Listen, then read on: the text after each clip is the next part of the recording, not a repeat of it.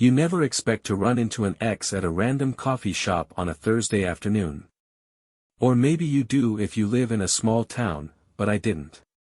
I lived in a sprawling city where people moved in and out of your life like currents in the ocean. Yet, there he was, Nathan. I'd recognize him anywhere. Same sharp jawline, same easy confidence in the way he stood. But there were differences too. His hair was shorter, flecked with a little gray at the temples. He was wearing glasses now, which suited him in a way that made my heart twist. I thought about turning around, pretending I hadn't seen him. But then he looked up, and his eyes met mine. "Emma," he said, his voice carrying over the hum of espresso machines and soft music. There was no escaping it now. "Hi," I said, stepping toward him. My voice sounded strange, too high-pitched, too careful. "It's been a while," he said, his smile warm but cautious. "Yeah," I agreed, unsure of what else to say. It had been 3 years since we broke up, but seeing him now made it feel like yesterday. Nathan gestured to the chair across from him. "Want to sit?" I hesitated for a moment before nodding. "Sure." The conversation started awkwardly, full of small talk about work and the weather. But as the minutes ticked by, the awkwardness began to fade, replaced by something familiar. He asked about my family, my art, and I asked about his career, his move to the suburbs.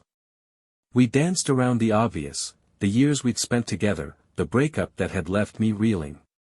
It wasn't until we were both standing to leave that he said it. "You know," he began, rubbing the back of his neck, "it's really good to see you, Emma." "You too," I said, and I meant it. As I walked back to my car, my chest felt tight, like I'd just opened a door I wasn't sure I wanted to step through. That night, I couldn't stop thinking about him. About us. Nathan and I had been together for almost 4 years, starting in college and stretching into the early days of our careers. We'd been happy, or at least, I thought we had been. But things started to fray around the edges. He wanted stability, a house, a dog, a clear plan for the future. I wanted freedom, to travel, to explore my art, to figure out who I was outside of a relationship. When we broke up, it wasn't explosive. It was quiet and sad, the kind of ending that felt like pulling off a band-aid too slowly. We told ourselves it was for the best, but it had taken me months to stop replaying every argument, every misunderstanding, every moment I thought I could have done differently. A week later, my phone buzzed with a text. "Nathan, hey. It was really nice seeing you the other day. Want to grab coffee again sometime?" I stared at the screen, my heart pounding. What was the harm, right? We were adults now, capable of having a friendly conversation without dredging up the past. "Me, sure. Let me know when works for you." We met the following Saturday at a cafe near the park. This time, the conversation flowed more easily. Nathan had a way of making me laugh, of pulling me out of my own head, just like he used to. At one point, he said something that stopped me cold. "I've missed talking to you." I didn't know how to respond, so I just smiled and looked down at my coffee. As the weeks passed, our coffee meetups became a regular thing. We started texting more often, too, not every day, but enough to feel like he was slipping back into my life. One evening, after a particularly stressful day at work, Nathan texted me. "Nathan, you free tonight? I could really use a drink and some company." I hesitated, then replied. Meet me at the Red Room at 7. The bar was dimly lit, with low music playing and candles flickering on every table. Nathan arrived right on time, his smile lighting up the room. We talked for hours, the conversation dipping into deeper territory than it had in years. He asked me about my dreams, my fears, and I found myself sharing things I hadn't told anyone in a long time. When he walked me to my car, he hesitated before speaking. "This has been really nice, Emma. I mean, more than nice." I looked at him, my heart racing. "Yeah. It has." The next time we met, Nathan brought it up. "Do you ever think about us?" he asked, his voice tentative. "All the time," I admitted. There was no point in lying. He nodded, as if he'd been expecting my answer. "Do you think we could ever try again?" The question hung in the air, heavy and full of possibility. "I don't know," I said honestly. "We're not the same people we were back then." "Maybe that's a good thing," he said. "Maybe we needed that time apart to figure out who we are." His words made sense, but they didn't erase the fear that had been bubbling inside me since the day we reconnected. Old feelings are strange. They linger like shadows, waiting for the right light to bring them back to life. That's how it felt with Nathan. After our conversation about us, something shifted. The tentative distance we'd kept since reconnecting seemed to dissolve, replaced by a new kind of closeness. It wasn't the all-consuming intensity we'd had years ago, but something softer, more cautious. We weren't rushing into anything. Not yet. But the possibility hung in the air between us, undeniable and impossible to ignore. One night, Nathan invited me to a gallery opening. "I know you're into that artsy stuff," he said, his voice teasing over the phone. "Artsy stuff?" I shot back, laughing.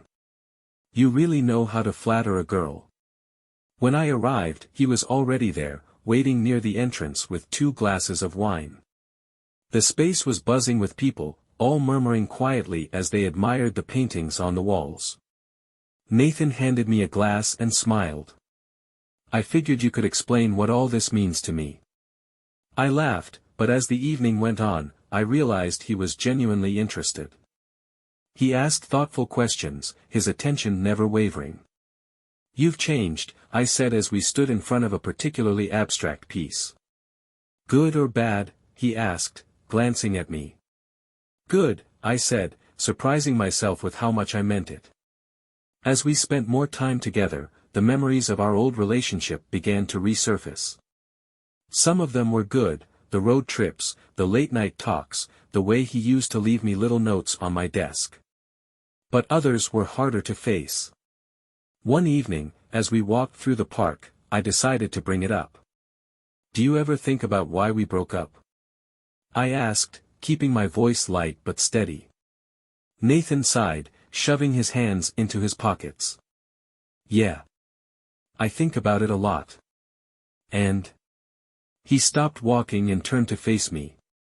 "I think we both wanted different things back then.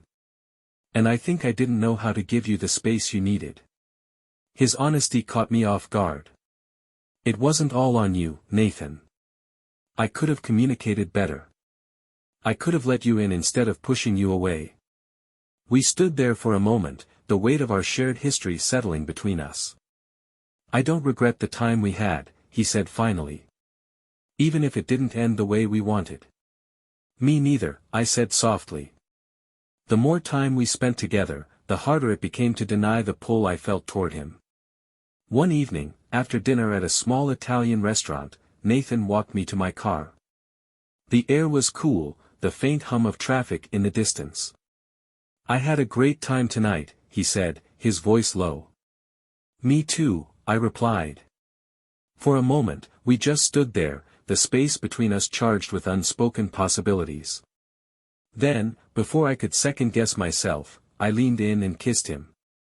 It was soft and tentative at first, but then it deepened, the familiarity of him washing over me like a wave. When we finally pulled away, his eyes searched mine. "Does this mean we're trying again?" I smiled, my heart racing.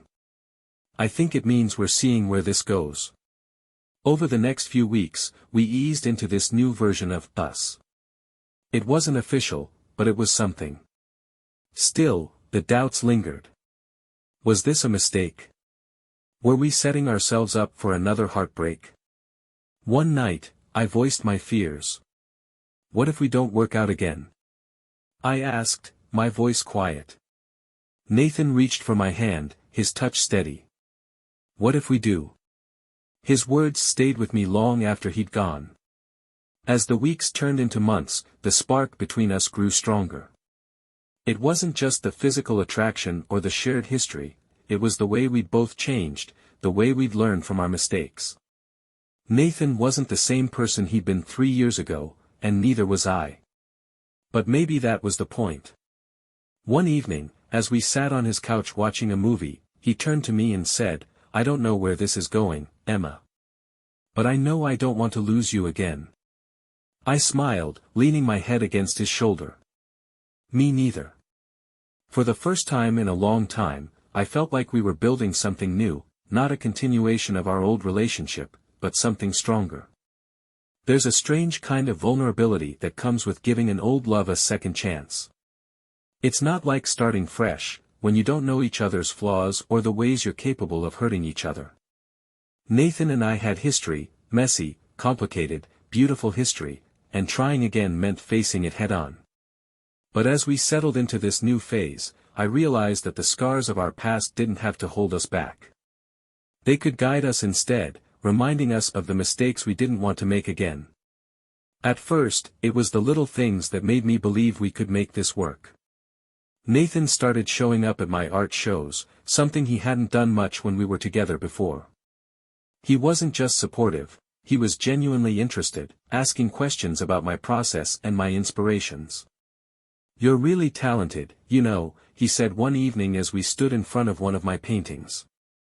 I smiled, feeling a warmth in my chest. "Thanks." And it wasn't just him. I noticed how I had changed, too. I found myself making more of an effort to be present with him, to ask about his life and listen without letting my own anxieties get in the way. We were learning how to meet each other in the middle, and it felt good. But no relationship is perfect, and ours was no exception. The first real test came when Nathan had to cancel plans last minute because of work. We'd been planning a day trip to a nearby beach, something I'd been looking forward to for weeks. When he called to tell me he couldn't make it, I felt the frustration bubbling up immediately. "You always do this," I said, the words slipping out before I could stop them. Nathan was quiet on the other end of the line. "I'm sorry, Emma. I really am. But this project is important, and I can't just blow it off." "I get that," I said, trying to keep my voice steady. "But it feels like you're putting work ahead of me again." "That's not fair," he said, his tone defensive. "I've been making an effort, haven't I?" The conversation ended on a sour note, and for the rest of the day, I couldn't shake the feeling that we were slipping back into old patterns. The next day, Nathan showed up at my apartment with coffee and an apology. "I've been thinking about what you said," he began, handing me the cup. "And you're right. I don't want you to feel like you're not a priority." I sighed, my frustration softening. "And I don't want to make you feel like your work doesn't matter. I need us to be honest with each other about what we need." He nodded, sitting down beside me. "Let's make a deal. If either of us feels like something's off, we'll talk about it. No more bottling things up." "Deal," I said, smiling. It wasn't a magic fix, but it was a step in the right direction. As the weeks went on, Nathan and I found new ways to connect. We started cooking together on weekends, experimenting with recipes that usually ended in disaster but always left us laughing. One night, after a particularly chaotic attempt at making homemade sushi, Nathan turned to me and said, "This is what I missed the most about us." "What?" I asked, raising an eyebrow. "This," he said, gesturing to the mess of rice and seaweed on the counter. "The way we can laugh at ourselves. The way you make everything feel lighter." His words stayed with me long after the kitchen was clean. Despite our progress, there were still moments when the past crept in. One evening, as we were lying on the couch, Nathan mentioned an old college friend of his, a woman he'd been close to before we started dating. I felt a pang of jealousy, one I thought I'd buried long ago. "Do you still talk to her?" I asked, trying to sound casual. Nathan hesitated before shaking his head. "Not really. We drifted apart after college." His answer was reassuring, but it also reminded me of the insecurities I used to struggle with, the fear of not being enough for him. "I'm not her, you know," I said quietly. Nathan frowned, turning to face me. "Emma, I don't want you to be her. I want you to be you. That's why I'm here." His words were a reminder that the person I'd become, flaws and all, was worth loving. As our relationship deepened, the question of the future began to surface. "What do you want from this?" Nathan asked one night as we sat on my balcony, the city lights twinkling in the distance. "I want to keep building something with you," I said, my voice steady. "But I also want to make sure we're doing it for the right reasons, not just because it's familiar or easy." Nathan nodded, his expression thoughtful. "I want the same thing. I want this to be real, Emma. I want it to last." One evening, after months of careful steps forward, Nathan asked me to go on a weekend trip with him, a chance to get away from the city and focus on us. The trip was quiet and peaceful, full of long walks, late-night talks, and moments of reflection. On the last night, as we sat by a crackling fire, Nathan reached for my hand. "Emma," he said, his voice soft but sure, "I don't know what the future holds, but I know I want you in it." I smiled, my heart full. "I want that too." Commitment is easier to say than to live. For Nathan and me, the decision to give our relationship another chance was the easy part. The hard part was figuring out how to make it work, day by day. After our weekend trip, things felt steady. Good. But if there's one thing I've learned, it's that relationships aren't built on feelings alone. They require effort, compromise, and the willingness to face challenges as they come. Nathan and I started spending more time together. Some nights, we'd meet at my apartment for dinner, while other nights, we'd go to his place and binge-watch documentaries we'd end up debating for hours. "I'm just saying," Nathan said one evening, gesturing with his fork, "dinosaurs with feathers would have been way cooler in Jurassic Park." "Are you kidding?" I laughed. "It would have ruined the vibe. No one wants to see a T-Rex that looks like a giant angry chicken." These little moments, casual, silly, unguarded, were what I loved most about us. They reminded me of the connection we'd always had, the one that had survived even when everything else fell apart. But as much as we tried to make time for each other, life had its own demands. Nathan's job was picking up, with late nights and early mornings that left him exhausted. My art was starting to gain traction, and with it came new opportunities that required long hours in the studio. One evening, as I was putting the finishing touches on a painting for an upcoming gallery show, my phone buzzed with a text from Nathan. "Nathan, hey, sorry, can't make dinner tonight. Stuck at work." I stared at the message, feeling a pang of disappointment. No worries. Good luck with everything." I tried to focus on my work, but my mind kept drifting back to him. I knew he wasn't canceling on purpose, but the old doubts crept in anyway. The next time we saw each other, the tension between us was palpable. "Are you okay?" Nathan asked as we sat on the couch, a movie playing in the background. "I'm fine," I said, though my tone betrayed me. He paused the movie, turning to face me. "Emma, talk to me. What's going on?" I sighed, setting my drink down. "I guess I just feel like we've been drifting a little. Like we're falling into the same patterns as before." Nathan frowned, his expression serious. "You mean like me prioritizing work too much?" "I know it's not on purpose," I said quickly. "But yeah. It's hard not to feel like I'm coming second sometimes." He nodded, his gaze thoughtful. "You're right. I've been caught up in work, and I haven't been showing up the way I should. But I don't want you to think you're not a priority, because you are." The honesty in his voice softened the knot in my chest. "I just need us to be more intentional," I said. "About making time for each other." "We will be," he promised. "Starting now." After that conversation, Nathan and I made a conscious effort to prioritize our relationship. We started setting aside specific days for us time, no work, no distractions, just the two of us.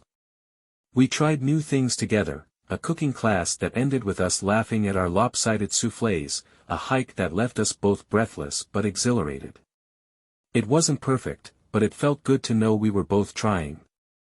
One night, as we sat on the balcony sharing a bottle of wine, the conversation turned to our breakup. "Do you ever regret it?" Nathan asked, his voice quiet. I hesitated, swirling the wine in my glass. "No," I said finally. "Because I think we needed that time apart to figure out who we were. But I do regret how much it hurt." "Me too," he said, his gaze distant. "I think about it sometimes, the things I could have done differently. The ways I let you down." "You didn't let me down," I said softly. "We just weren't ready for each other back then." The silence that followed wasn't uncomfortable. It was reflective, a quiet acknowledgement of how far we'd come. As the weeks turned into months, Nathan and I began to talk more seriously about the future. "What do you want?" he asked one night as we lay in bed, the city lights casting soft shadows on the ceiling. "I want to keep building this," I said. "With you. But I don't want us to rush into anything. I want to do it right this time." He nodded, his hand brushing mine. "Same. I don't want to mess this up, Emma. You mean too much to me." To celebrate 6 months of being back together, Nathan planned a surprise dinner at a rooftop restaurant. As we sat under the stars, laughing and reminiscing, I couldn't help but feel a sense of gratitude, for the time we'd spent apart, for the lessons we'd learned, and for the chance to try again. "You know," Nathan said, his voice playful, "I think we're pretty good at this whole second chance thing." I smiled, raising my glass. "Here's to many more chances, together." Falling back into love with Nathan felt like coming home. It wasn't effortless, but it felt right, like we'd both been waiting for this without realizing it. But as the months passed, and our lives became more intertwined, the harder questions began to surface. Love alone isn't always enough. One evening, as we were cleaning up after dinner at Nathan's place, he casually asked, "Where do you see yourself in 5 years?" I glanced at him, the question catching me off guard. 5 years? That's a big window. "Humor me," he said, leaning against the counter with a smirk. I wiped my hands on a towel, thinking. I don't know. Hopefully selling my art consistently, maybe traveling more. And, maybe settled somewhere I really love. "Like here?" he asked, his tone light but his eyes serious. "I don't know yet," I admitted. Nathan nodded, but I could tell my answer unsettled him. "What about you?" I asked, hoping to steer the conversation. He hesitated. "I want stability. A house, maybe a family. I think I've always wanted that." We both fell silent, the unspoken gap between our visions of the future widening. That conversation stayed with me, gnawing at the edges of my mind. Nathan and I had worked so hard to rebuild what we had, but what if we were still too different? A few nights later, as I painted in my studio, my best friend Harper called. "How's it going with Nathan?" she asked after a few minutes of catching up. "It's good," I said, though my voice wavered. "That doesn't sound convincing." I sighed, setting down my brush. "It's just, he's talking about settling down, about a future that looks so solid and structured. And I don't know if I'm ready for that. What if we're heading toward the same problems we had before?" Harper was quiet for a moment. "People change, Emma. And relationships evolve. The question is, do you want to figure it out with him, even if it's messy?" Her words lingered long after we hung up. The following weekend, Nathan and I attended a housewarming party for one of his coworkers. As we stood in the backyard, chatting with a group of people, the topic of future plans came up again. "Emma's an artist," Nathan said proudly, his arm around my waist. "She's amazing. One of these days, she's going to have her own gallery." I smiled, though I felt a pang of discomfort. Nathan's confidence in me was touching, but it also felt like pressure, like I had to live up to this version of me he saw in his head. On the way home, I brought it up. "I appreciate how supportive you are," I began, "but sometimes it feels like you see me as this ideal version of myself. And I don't know if I can live up to that." Nathan looked at me, surprised. "I don't see you as an ideal, Emma. I see you as you, someone who's talented and passionate and capable of anything." "I just don't want to let you down," I admitted, my voice quieter now. "You won't," he said firmly. "And if you ever feel like I'm putting too much on you, tell me. We're a team, okay?" His reassurance eased the tension, but it also left me wondering if I was putting too much pressure on myself. The following weekend, Nathan surprised me with a day trip to the countryside. "I figured we could both use a break," he said as we drove, the windows down and music playing softly.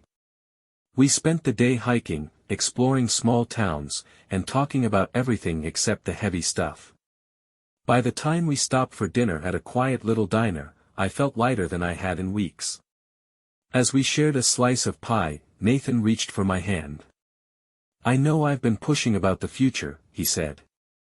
"And I want you to know that I'm okay with taking things slow. I want to make sure we're heading in the same direction." I looked at him, my heart swelling. "Me too. And I think we are. We just need to keep figuring it out together." A few days later, Nathan showed up at my apartment with a wrapped package in his hands. "What's this?" I asked, taking it from him. "Open it," he said, his smile mischievous. Inside was a sketchbook, the cover embossed with my initials. "For your ideas," he said. "Or whatever you want. I just thought, you shouldn't have to wait for inspiration to strike." The gesture was small but thoughtful, and it reminded me why I'd fallen in love with him in the first place. As Nathan and I approached a year of being back together, we started talking about more concrete plans. "What if we rented a place together?" he suggested one night. The idea terrified me, but it also excited me. It felt like a natural next step, a way to see if we could truly merge our lives without losing ourselves. "Let's think about it," I said, my smile cautious but genuine. For the first time, the future didn't feel so daunting. Nathan and I spent weeks debating whether moving in together was the right step. It wasn't a decision we wanted to take lightly. After everything we'd been through, our breakup, our tentative reconnection, it felt like a test of everything we'd built so far. "Are we ready for this?" I asked one night as we lay on his couch, his arm draped over my shoulders. "I think so," he said, his voice steady. "But only if it's something you want too." It was. Scary as it was, I wanted to take that leap with him. We started apartment hunting the following week. It was both exciting and stressful, full of compromises about location, budget, and style. Nathan preferred modern and sleek, while I gravitated toward places with character and charm. "Exposed brick is not a personality trait," he teased as we toured a loft with large windows and a creaky floor. "And gray walls are." I shot back, laughing. Eventually, we found a place that felt like the perfect mix of both our tastes, a cozy two-bedroom apartment with plenty of light, a small balcony, and just enough space for us to carve out our own corners. Moving in together was a whirlwind. Boxes were everywhere, and the first week was a blur of trips to the hardware store and debates over furniture placement. "Why do you need so many throw pillows?" Nathan asked as he held up a particularly fluffy one. "Why do you need 3 monitors for your desk?" I countered. Despite the chaos, there was a sense of joy in building a home together. It felt like a step forward, a tangible sign of our commitment. But as the honeymoon phase of living together wore off, the reality of sharing a space began to sink in. One night, after a long day at work, I came home to find Nathan's gym bag dumped in the middle of the living room. "Really?" I said, gesturing to it. He looked up from his laptop, confused. "What?"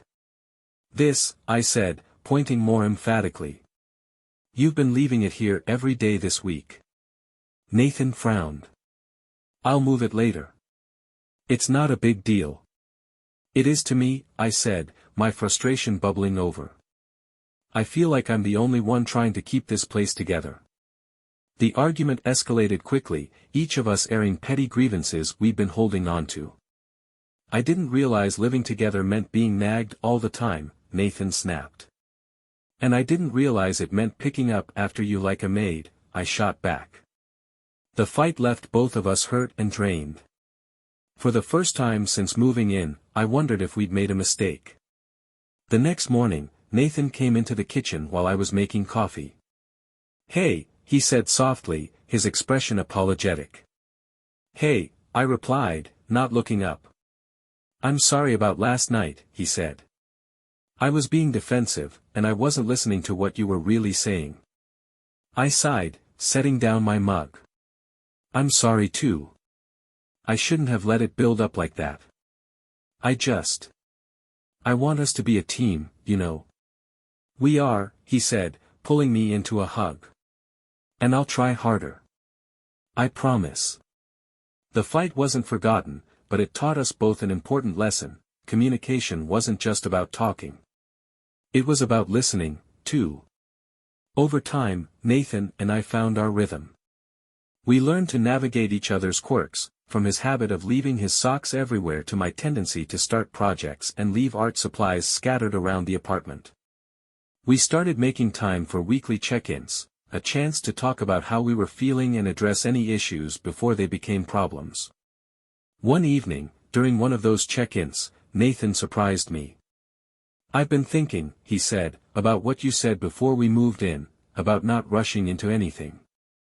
I nodded, unsure where he was going. And I just want you to know, he continued, that no matter what the future looks like, I'm all in. I want this to work, Emma. I want us to work. His words left me speechless. I feel the same way, I said finally, tears pricking my eyes.